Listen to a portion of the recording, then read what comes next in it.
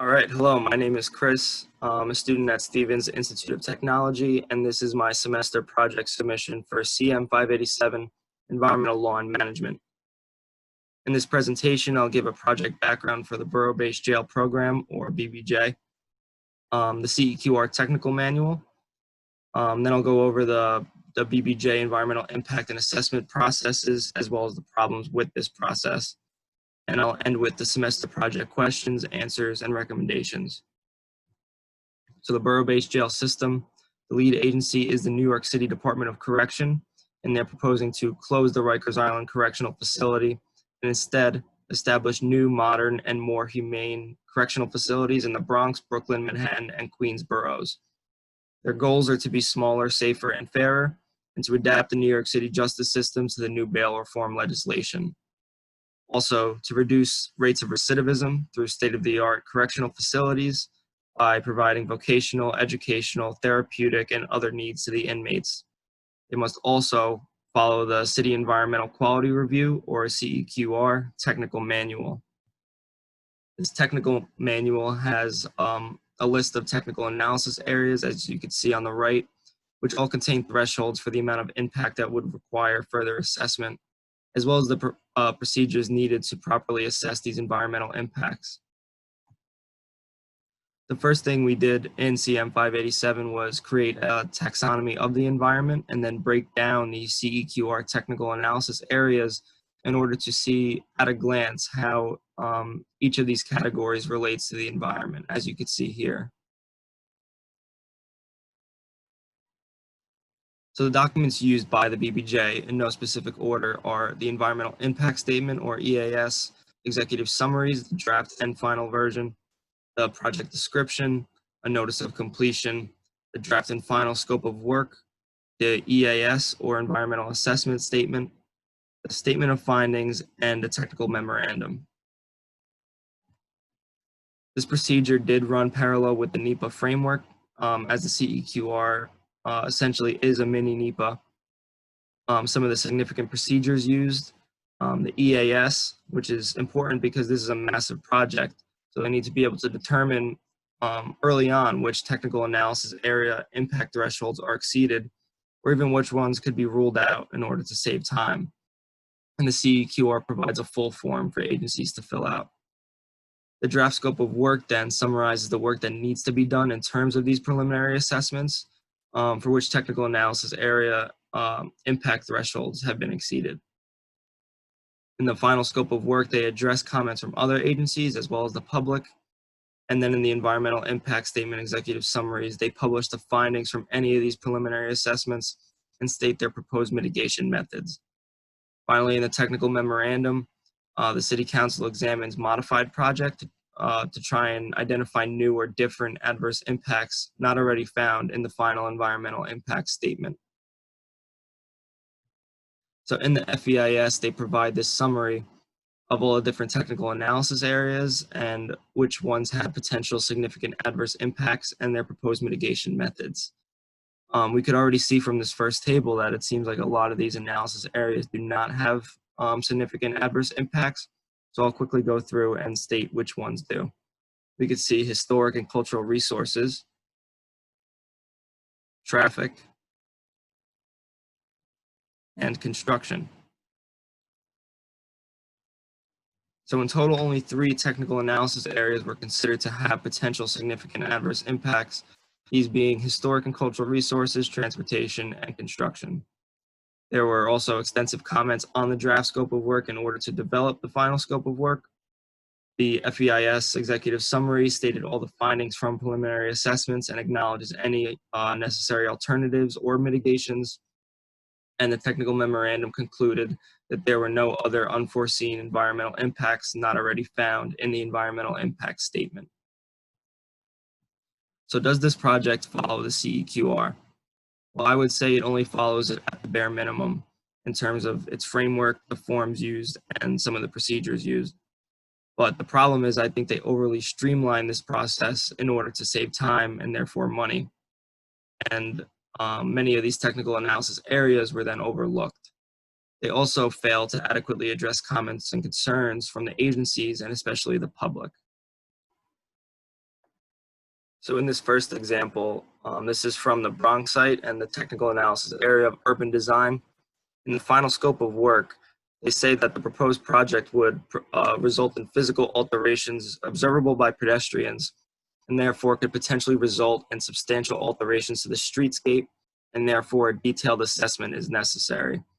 But then in the FEIS, they do say that the size and height of the project would constitute a substantial change, but it would also positively contribute to the pedestrian experience, and therefore would not have a significant adverse impact. I definitely disagree that this justification is good enough to be able to say that it would not have a significant adverse impact, especially looking later at what they say about pedestrians, as you can see here, under the category of potential unmitigatable environmental impacts. For pedestrians, they say that 7 pedestrian elements were identified as potential significant impact locations, and therefore there could be unmitigatable significant adverse impacts. And this is completely contradictory to the urban design justification, because how can something with potentially unavoidable and unmitigatable impacts be expected to improve or maintain urban design? So we could also see from the comments some more examples of how they overly streamline this process. And this first comment is specifically regarding poor community engagement. They say that the community engagement and transparency are both important and necessary to the process, but neither has happened. And in order for the process to be transparent, they need to adequately engage the community first. And in the city's response, all they say is that they have followed the CEQR procedures, and therefore that makes me think that the problem may lie in the CEQR technical manual itself. Another example of this with a more aggressive comment claiming that it's unfortunate and a direct insult that the plan was not presented to the community in its entirety, and that they plan on rejecting this universal ULERT process that's proposed because it doesn't take the community's concerns into account. And again, the response directs the reader back to the first comment that I just previously mentioned, and that they're going to continue with this ULERT process since it will be more efficient and consolidated. In this comment, we find another issue about how the project locations were rushed, saying that the draft scope of work and the draft environmental impact statement were all completed within a 6-week period, that the mayor had to make 2 fundamental decisions and was not able to address the community, whether to build the jail at all or where to build it. And in the response, again, the city claims that they will be continuing the ULERT process and then we'll make a decision afterwards. In this last comment, we could see how this process overall was overly streamlined. Comment mentions that the process so far has been arbitrary, unilateral, and accelerated, and therefore rushed the public engagement process, and therefore an expedited environmental review. And again, they just refer back to comment 1, which I said before, is that the city claims that they have followed the CEQR procedures. Another example I found in the statement of findings, that they have unavoidable and permanent impacts on transportation, noise, and construction, and they claim that the benefits outweigh the environmental impacts. But as we've seen from all these other comments, that the public has said otherwise, and this is just another example of them trying to rush the process. Another issue regards to Staten Island. There have been community concerns regarding why there is no borough-based jail in Staten Island, and the city justifies this by saying that it would not be operationally efficient or an efficient use of funds. But I don't think this sufficiently proves that the benefits of having larger jails in the other 4 boroughs would outweigh the operational inefficiency of their arbitrary prediction about these Staten Island inmates. So why are they leaving Staten Island out of the equation? And I think this is just another consequence of poor community engagement. So as you can see here, I have an article review which supports my claims, and it describes how the communities have reacted. They say that the community boards have been citing a slew of concerns regarding the project locations, the overall review process, and what they see as a lack of community engagement. And the justification for this is most likely to shave years off the project approvals and thus speed up the timeline of the project. One of the main issues relates to urban design. Like I mentioned before in my previous examples, how they say there has not been a significant adverse impact regarding the urban design of the buildings, but the communities claim that the heights have been a major source of ire, and the city has plans to slash the heights by an average of 95 feet for all 4 jails.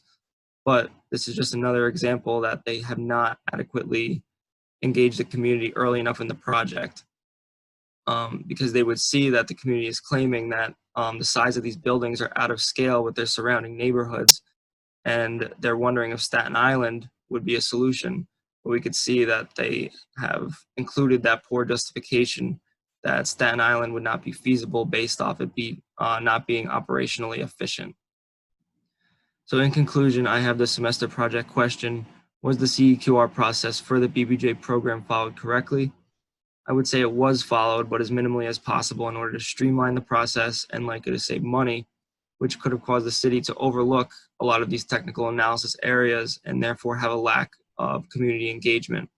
Some examples that I talked about before were in urban design, technical analysis areas claiming to have no significant environmental impact, but having poor justifications for it, insufficient comment responses, an inadequate Staten Island justification, and the community feels left out and unheard. Therefore, in my understanding of best practices in environmental stewardship, the BBJ program falls short. The problem may also lie in the nature of the CEQR review process. In other words, it being too arbitrary or its guidelines being too loose.